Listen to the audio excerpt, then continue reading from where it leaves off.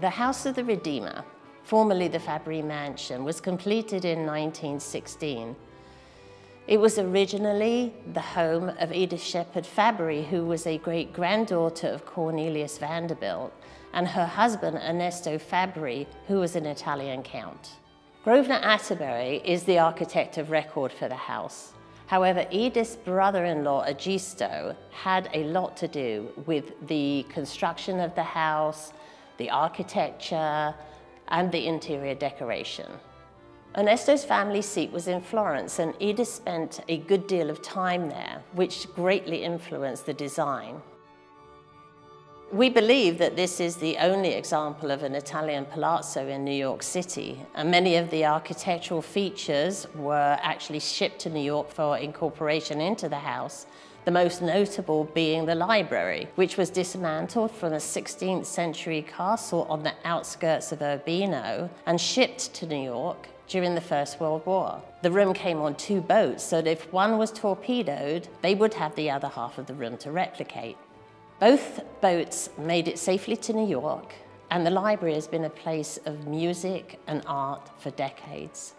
It came to light in the not too distant past that the ceiling in the reception room downstairs was actually from the same castle out on the outskirts of Urbino. We found this out from a professor at Columbia University who visited the house.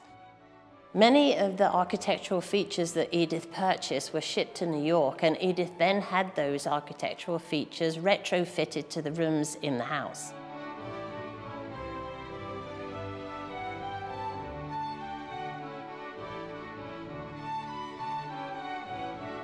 In 1949, Edith, no longer married to Ernesto, was inspired by a sermon she heard preached to leave this house as a place apart, a place of retreat where people could come and be away from the hustle and bustle of the city. And in 1950, an order of nuns came into residence, the Order of St. Mary's.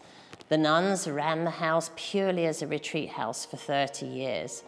Our understanding is that guests would arrive on a Friday evening, they would stay overnight, they would have retreat on a Saturday. Both of those days would be held in silence. Towards the end of the 1970s, it became apparent that the nuns were not going to be able to manage the house financially.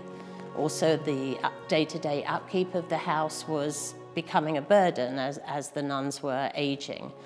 The nuns withdrew in 1982, and at that time, a warden, the first warden, an ordained priest, moved into the house to take over the everyday management.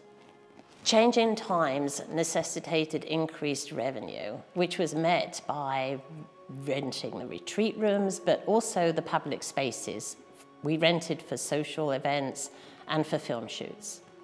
As weekend retreats became less popular, the house began to offer more quiet days, which were led by spiritual leaders. The next major change in the management of the house came in 1993, when the last resident warden left and the management of the house was passed to secular individuals. Since 1950, the chapel has been used for morning and evening prayer, Monday through Friday, officiated by a rotation of retired clergy and clergy on sabbatical. Their presence continues the pastoral mission of the house, to both people attending chapel services and to guests staying at the house who may need some guidance. In more recent years, because of increased costs of operating the house, interior restoration, utilities, the house has turned to more lucrative income streams, such as film shoots and photo shoots, not-for-profit fundraisers, weddings, and memorial services. These additional income streams have allowed us to continue with the mission of the house, which is to operate as a place apart. 2017 was a very special year for the house. We celebrated the 100th anniversary of this magnificent piece of architecture.